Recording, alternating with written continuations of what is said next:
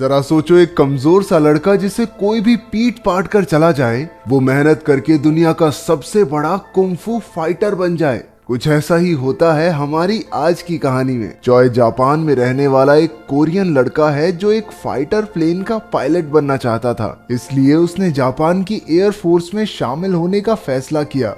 एक दिन वो अपने दोस्त चूनबे के साथ एयरफोर्स ट्रेनिंग कैंप के लिए रवाना हो गया। वो ट्रेनिंग कैंप में चले तो गए, लेकिन जापानियों ने उनके साथ सौतेला व्यवहार करते हुए सभी कोरियंस को रस्सी से बांधकर उन पर बहुत अत्याचार किए। तभी वहां का कमांडर केटो आया और उसने कहा कि सभी कोरियंस की रस्सियां खोल दी जाएं। जैसे ही वो आजाद हुए, उनमें से एक ने केटो को गालियां देनी शुरू कर दी। ये सुनते ही केटो ने चोई को मुकाबला करने की चुनौती दी। अगर चोई जीत गया तो सारे कोरियंस आजाद कर दिए जाएंगे। इसके बाद चोई और केटो की लड़ाई शुरू हो गई, जिसमें चोई ने एक कोरियन फाइटिंग स्टाइल का इस्तेमाल किया, लेकिन केटो ने उसे बड़ी आसानी से हरा दिया। लेकिन इससे पहले कि वो उसे जान से मार देता, उनके अड्डे पर अमेरिकन लड़ाकू विमानों ने हमला कर दिया और मौका देखकर सारे कोरियन अपनी जान बचाकर भाग निकले। इसके बाद चोई ने टोक्यो में चूनबे की छोटी सी दुकान पर हाथ बटाना शुरू कर दिया। जब सब कुछ ठीक चल रहा था तो याकुजा नाम का एक गैंगस्टर और उसके आदमी चूनबे की दुकान पर आकर हफ्ता मांगने लगे, लेकिन चूनबे ने हीरो बनके साफ मना कर दिया कि मैं कोई हफ्ता नहीं देगा। अपनी इस हरकत के लिए उसे अच्छा खासा खर्चा पानी भी मिला। उसे पिटता देखकर चोई ने अपने दोस्त को बचाने की कोशिश की। उसने सारे गुंडों का मुकाबला अकेले किया, लेकिन अचानक याकुजा ने उसकी गर्दन पर तलवार रख दी। वो इतना डर गया कि उसने अपनी पैंट ही गीली कर दी। याकुजा ने जबरदस्ती उसे अपना ही पेशाब चाटने को कहा। भरे बाजार में उसकी बहुत बेइज्जती की गई और आसपास सभी उसका मजाक उड़ाने लगे। पैंट गीली हो गई ना मुतेड़ी। थोड़ी देर बाद भीड़ में से बूमसो नाम का एक आदमी चोई के पास आया और उसे जमीन से उठाया। उसने सभी बदमाशों का मुकाबला किया और एक एक करके सबको चित कर दिया। चोई दूर से छिपकर ये सब देख रहा था और अपनी गैंग को हारता देख याकुजा मुंह छुपाकर वहां से भाग निकला। बाद में हमें पता चला कि बूमसो भी असल में एक मार्शल आर्ट्स का खिलाड़ी है। वो भी चोई की तरह कोरिया से था। फिर वो चोई और चूनबे को अपने साथ एक सर्कस में ले गया, जहां काफी कोरियन लोग साथ में काम करके अपना गुजारा कर रहे थे। वहां सभी बूमसो की बहुत इज्जत करते थे, क्योंकि वही सबके खाने पीने का इंतजाम करता था। वो तो कोरियन बच्चों के लिए एक स्कूल खोलने की भी कोशिश कर रहा था। तभी चोई ने बूमसो से उसे लड़ना सिखाने की गुजारिश की, लेकिन बूमसो ने ये कहकर मना कर दिया कि ये लड़ाई वड़ाई में कुछ नहीं रखा, इस सब के बारे में मत सोच। लेकिन चोई भी इतनी आसानी से हार मानने वालों में से नहीं था। वो बूमसो को मनाने के लिए तेज बारिश में उसके घर के बाहर जाकर बैठ गया। इसके बाद फ्लैशबैक में दिखाया गया कि असल में बचपन में चोई बूमसो से ही मार्शल आर्ट सीखता था, लेकिन कुछ मजबूरियों के कारण बूमसो को अपना शहर छोड़कर जाना पड़ा। रात से सुबह हो गई थी और चोई अब भी उसके घर के बाहर बैठा था। उसने मन बना लिया था कि अगर वो लड़ना सीखेगा तो सिर्फ बूमसो से ही। उसकी लगन देखकर बूमसो भी पिघल गया और उसे सिखाने के लिए राजी हो गया। उसने चोई को मार्शल आर्ट्स के कपड़े और एक किताब दी। फिर उसने कहा कि बिना न्याय की ताकत होने से चारों ओर दहशत मच जाती है, इसलिए इस कला का इस्तेमाल सिर्फ खुद के और दूसरों के बचाव के लिए ही किया जाना चाहिए। जल्द ही चोई बूमसो के ग्रुप में शामिल हो गया और उसने रिक्शा चलाना शुरू कर दिया। अपने खाली समय में वो बूमसो से मार्शल आर्ट सीखा करता। एक दिन चोई ने देखा कि कुछ अमेरिकन पुलिस वाले एक जापानी औरत को छेड़ रहे थे। चूनबे ने उसे कहा भी कि इनसे दूर रहे और चुपचाप घर चले, लेकिन चोई ने सीधा जाकर उन पर हमला कर दिया और उस औरत की इज्जत बचाई। इसके बाद कुछ ही समय में वो बहादुर शेर के नाम से मशहूर हो गया, जो जापानी औरतों को पुलिस वालों से बचाता था। ये बहादुर शेर की सिर्फ औरतों की मदद करने वाली चीज पसंद नहीं आई मुझे। इस दौरान उसकी दोस्ती योको नाम की एक लड़की से हो गई, जिसे उसने बचाया था। बहादुर शेर नहीं, ठरकी शेर है ये। कुछ दिन बाद याकुजा के आदमी सर्कस में घुस आए और उस दिन की बेइज्जती का बदला लेने के लिए बूमसो को ढूंढने लगे।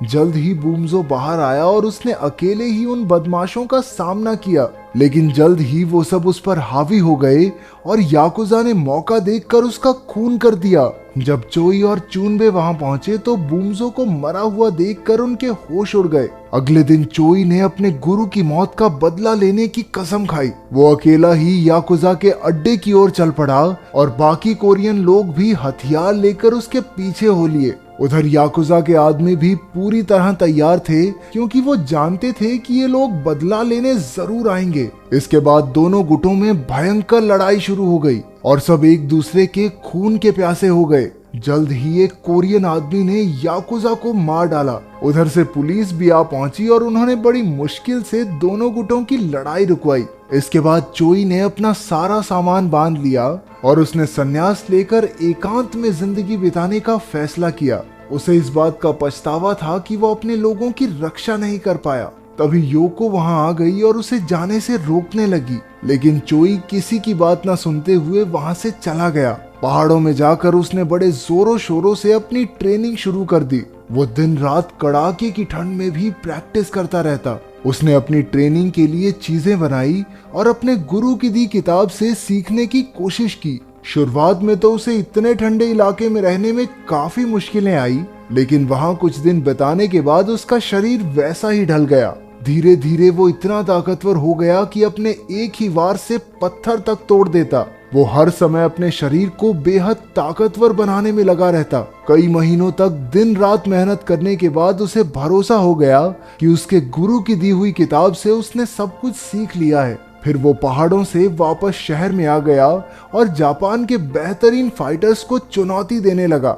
सबसे पहले वो नीजो डोजो नाम के कराटे स्कूल में गया। अपने फटे पुराने कपड़ों में वो अंदर घुसा और डोजो के लीडर को मुकाबले के लिए ललकारा। लीडर उसका हुलिया देखकर उस पर हंसने लगा और उससे लड़ने के लिए अपने एक फाइटर को भेज दिया। चोई ने एक एक करके 10 फाइटर्स को एक ही झटके में पटक दिया। आखिरकार उस डोजो के लीडर को भी हराकर वो सारे अखबारों में छा गया। जब पूरे जापान में चोई की बहादुरी के चर्चे होने लगे तो ये खबर केटो तक भी पहुंच गई।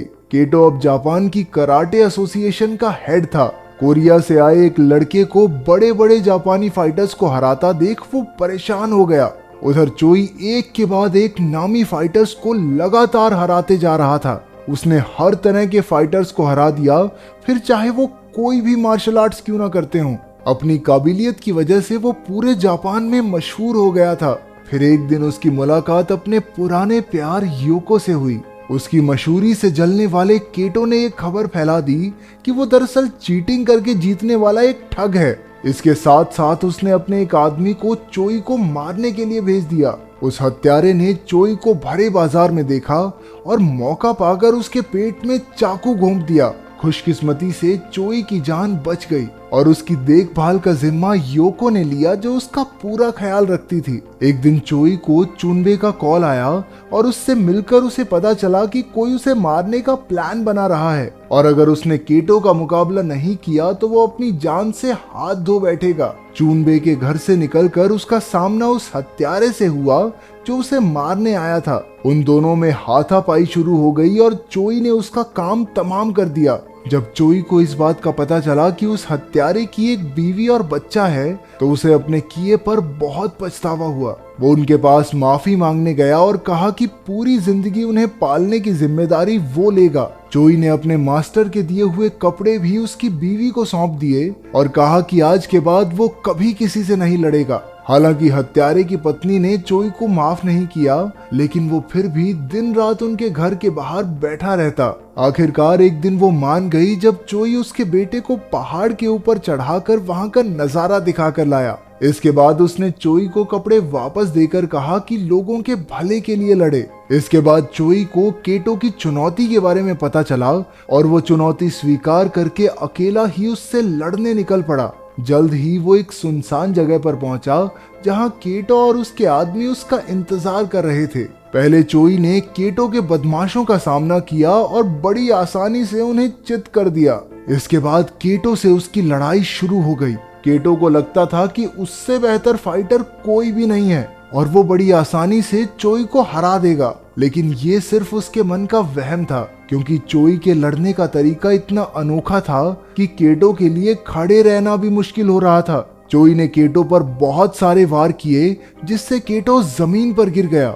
हालांकि केटो ने फिर से लड़ने की कोशिश की, लेकिन चोई के ताकतवर हमलों से उसके पैर की हड्डी ही टूट गई।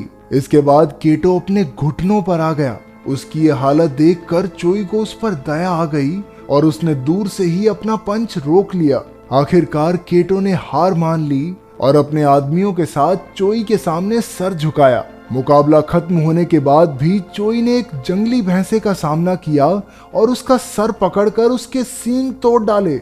ये एक जबरदस्त योद्धा की सच्ची कहानी है, जिसने हजारों फाइटर्स को हराकर क्योकुशिन नाम का एक नया कराटे स्टाइल बनाया था।